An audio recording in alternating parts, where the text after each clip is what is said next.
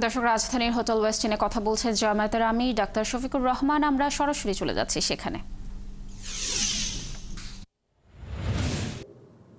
যে আমাদের মালিক পক্ষ আমাদেরকে ভালোবাসে, আবার আমাদেরকে সম্মানও করে, আমাদের কাজের অ্যাপ্রিসিয়েশন আমরা পাই।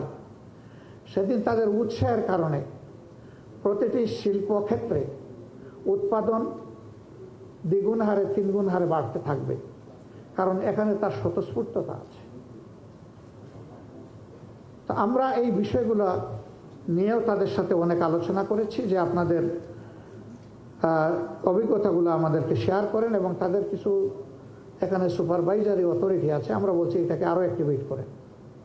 আমরা আমাদের দেশকে, মানুষকে ভালোবাসি এবং সাস্টেইনেবিলিটির একটা বীজতলা আমরা তৈরি করতে চাই সবাই মিলে।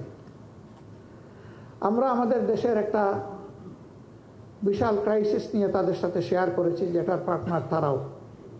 এটি হচ্ছে 1.6 মিলিয়ন রোহিঙ্গা যারা আমাদের বুকের উপরে আছে। তারাও মানুষ, আমাদের মতো মানুষ, আমাদের মতো তাদের একটা ঠিকানা ছিল। তারা সেখানে খেয়ে বেঁচে চলছিলেন, কিন্তু দুঃখজনকভাবে অত্যন্ত অমানবিকভাবে তাদের উপর আক্রমণ করা হয়েছে, খুন করা হয়েছে, মা বোনদের ইজ্জত নষ্ট করা হয়েছে।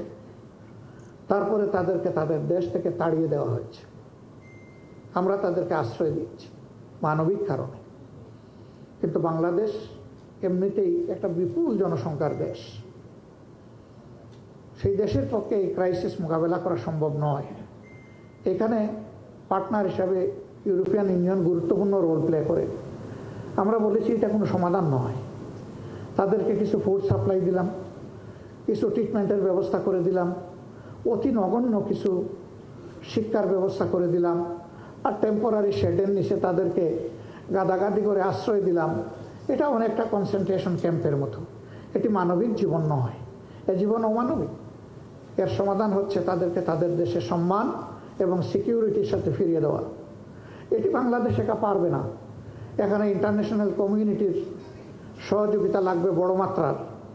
আমরা তাদেরকে বলেছি যে উদ্যোক্তা হয়ে আপনারা ভূমিকা নেবেন, আমরা আশা করি। জাতিসংঘ এবং বিশ্বের বিবেকবান দেশগুলোকে সঙ্গে নিয়ে আপনারা আমাদের পাশে দাঁড়ান। যদি ইউনাইটেড এফোর্টস এই ব্যাপারে থাকে, মায়ানমার বাধ্য হবে এই লোকগুলার অধিকার তাদেরকে ফিরিয়ে দিতে, এবং বাংলাদেশ একটা রিলিফও পাবে এখানে। দর্শক, জামায়াতের আমির ডাক্তার শফিকুর রহমান কথা বলছিলেন। আমরা সরাসরি যুক্ত ছিলাম তার বক্তব্যে।